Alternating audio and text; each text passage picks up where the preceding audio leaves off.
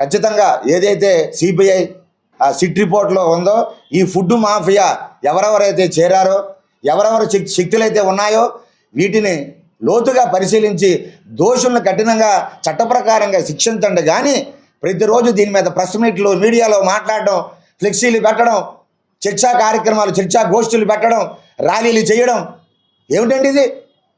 లడ్డూ కోసం ర్యాలీలా? లడ్డూ అపవిత్రం అయిపోయిందంటే రేపు ఎవరు వెళ్తారు తిరుపతి? అపనమ్మకాలు ప్రతిరోజు కూడా దుమారం రేపేస్తూ ఉంటే ఇప్పటికే తిరుమలలో భక్తుల తాలూకా దర్శనాలన్నీ కూడా తగ్గిపోతున్నాయి. లడ్డూల మీద విశ్వసనీయత పోతూ ఉన్నది. ఇంతకీ మేము తినే లడ్డు ఇది కూడా కల్తీ మంచిదా కాదా అనేటువంటి అపనమ్మకాలు వస్తూ ఉన్నాయి. ప్రతిరోజు అదే పనిగా రాజకీయ దుమారం, రాజకీయంగా ప్రతిరోజు విమర్శలు, ప్రతి దాడులు చేసుకుంటూ ఉంటే పవిత్రమైన లడ్డూ మీద కూడా అనుమానాలు రేకెత్తించే పరిస్థితి వస్తుంది. తిరుమల క్షేత్రానికి ఇది ఖచ్చితంగా ఒక మైనస్గా మారుతుంది. ఇది వెనక్కి వెళ్ళడం అనేది తిరుమల క్షేత్రానికి ఇది మంచిది కాదు.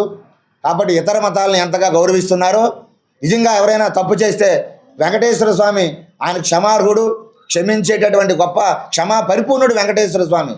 నిజంగా సిట్ రిపోర్ట్లు ఇచ్చినటువంటి అంశాలు ఎవరెవరైతే దోషులు ఉన్నారో మీరు వెంకటేశ్వర స్వామికి వెళ్ళి క్షమాపణ చెప్పండి, గుంజీలు తీయండి, ఆయన ఖచ్చితంగా క్షమిస్తారు. హిందువులు కూడా ఎప్పుడు కూడా ఎవరైనా తప్పు చేశామంటే హిందువులకు గొప్ప క్షమాగుణం ఉన్నది.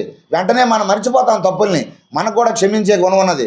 ఇది మానేసి దీన్ని రాజకీయ కోణంలో తీసుకొని వెళ్ళి బజార్కి ఇచ్చేటటువంటి దుశ్చర్యలు దయచేసి చేపట్టొద్దని ఈ సందర్భంగా మేము మరీ కోట్లాది మంది హిందువులు అందరి తరపున మేము మరీ కోరుతూ, దయచేసి రాజకీయంగా దీన్ని చూడొద్దు.